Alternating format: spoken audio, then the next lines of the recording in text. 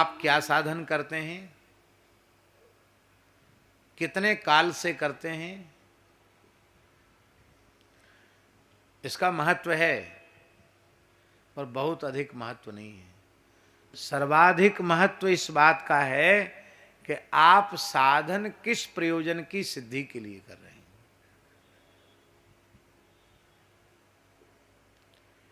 किस लिए आप साधन कर रहे हैं।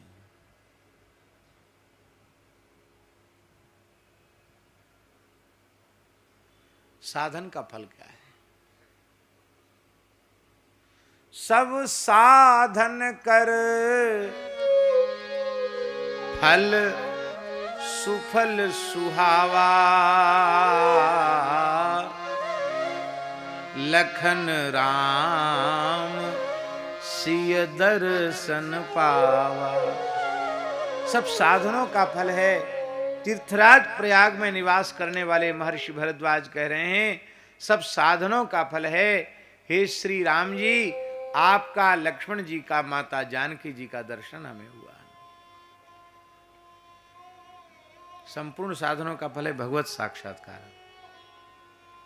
अब सुने, भगवत साक्षात्कार का फल क्या है। निष्काम भाव से किए गए समस्त साधनों का फल है भगवत साक्षात्कार। भगवत साक्षात्कार का फल क्या है। भरद्वाज महर्षि कहते, हमारे मन में बहुत दिन से जिज्ञासा थी कि हमारे जीवन भर के किए गए साधन का फल तो श्री राम लक्ष्मण जानकी के दर्शन के रूप में हमको मिल गया। अब राम लक्ष्मण जानकी जी के दर्शन का फल क्या है। तो हे भरत जी, आपका दर्शन करके उस प्रश्न का उत्तर मिल गया। ते ही कर फल पुनि दर्श तुम्हारा, सहित प्रयाग सुभाग हमारा। भगवान के ही दर्शन का फल है आपके जैसे संत का दर्शन। पर एक बात बड़ी रहस्य की है, ये संत दर्शन की महिमा भगवत साक्षात्कार के बाद ही समझ में आती है। जब तक भगवत साक्षात्कार नहीं हो जाता है, तब तक संत दर्शन की महिमा समझ में नहीं आती।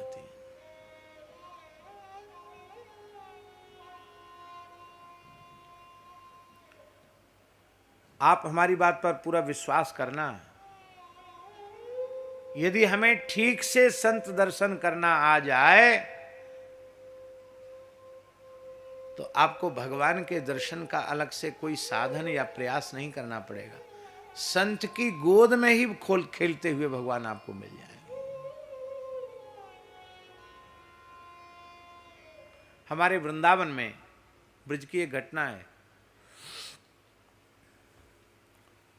आप 84 कोस की यात्रा में ध्रुवटीला गए, महुली गांव ध्रुवटीला। ध्रुवटीला में श्री निम्बार्क परंपरा के एक सिद्ध संत विराजते थे, श्री स्वामी भट्ट देवाचार्य जी महाराज, निम्बार्क संप्रदाय के आचार्य चरण, जिनकी वाणी जुगल शतक के नाम से प्रसिद्ध है।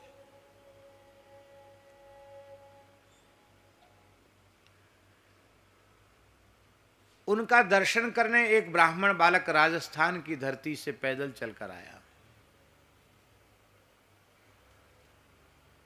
बड़ी श्रद्धा लेकर आया और उस बालक ने साष्टांग प्रणाम किया। बालक कहाँ से आए? बोले मैं राजस्थान से आया हूँ, विप्र बालक हूँ, मेरे पास कैसे आए? बोले संतों से आपके बारे में बहुत कुछ सुन रखा था, तो आपके चरणों में अपना संपूर्ण समर्पण करने आया हूँ। आप मुझे संन्यास दीक्षा दीजिए, विरक्त दीक्षा दीजिए और मेरे जीवन को सफल बनाइए। तो उन्होंने कहा, बेटा तुम मेरा दर्शन करने तो आए हो, लेकिन मेरे दर्शन में कुछ विशेषता तुम्हें दिखाई पड़ रही है क्या? बालक ने कहा कि आप एक अच्छे संत हैं, दिव्य आपका स्वरूप है, बाकी कोई अलग से कोई विशेषता नहीं दिख रही है। बोले अच्छा, तो अभी तुम्हें हमारा दर्शन ही नहीं हुआ, और जब दर्शन ही नहीं हुआ तो फिर तुम दीक्षा क्या लोगे? इसलिए तुम जाओ, पहले साधन करो, दर्शन की योग्यता प्राप्त करो। क्या आज्ञा है? ले श्री गोवर्धन चले जाओ गिरिराज जी, और 12 वर्ष तक अखंड गिरिराज जी की परिक्रमा करो। युगल नाम जपते हुए राधा कृष्ण जपते हुए 12 वर्ष गिरिराज जी की परिक्रमा करो। बालक दंडवत करके चला गया, 12 वर्ष परिक्रमा करके लौटा, फिर द्रुपटिला आया। अब क्या दिख रहा है? बोले अब गुरुजी आपका दिव्य स्वरूप, उसमें से एक विशेष कांति प्रकट हो रही, वो दिखाई पड़ रही है। बेटा अभी थोड़ा दर्शन हुआ है, पूरा दर्शन नहीं हुआ, जाओ 12 वर्ष फिर साधन करके आओ। वही साधन, फिर 12 वर्ष युगल नाम लेके फिर परिक्रमा की। अब की बार लौट कर आए, साष्टांग प्रणाम किया। अब क्या दिख रहा है? बोले गुरुदेव अब तो लगता है कि आपके रोम रोम से ज्ञान, भक्ति और वैराग्य का रस उद्वेलित हो रहा है। आपका दर्शन करके इतना आनंद हो रहा है कि मैं वर्णन नहीं कर सकता।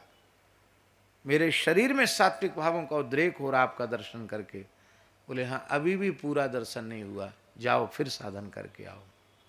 फिर 12 वर्ष युगल नाम जप करते हुए गिरिराज जी की परिक्रमा। कितने साल हो गए?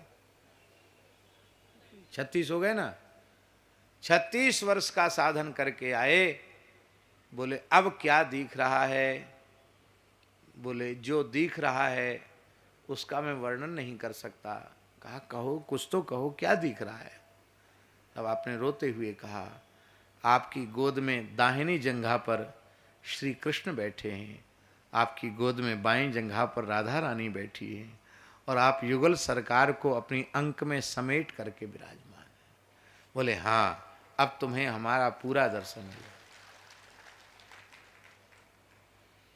और उस बालक को उन्होंने दीक्षा दी और उनका नाम रखा श्री स्वामी हरिव्यास देवाचार्य जी महाराज।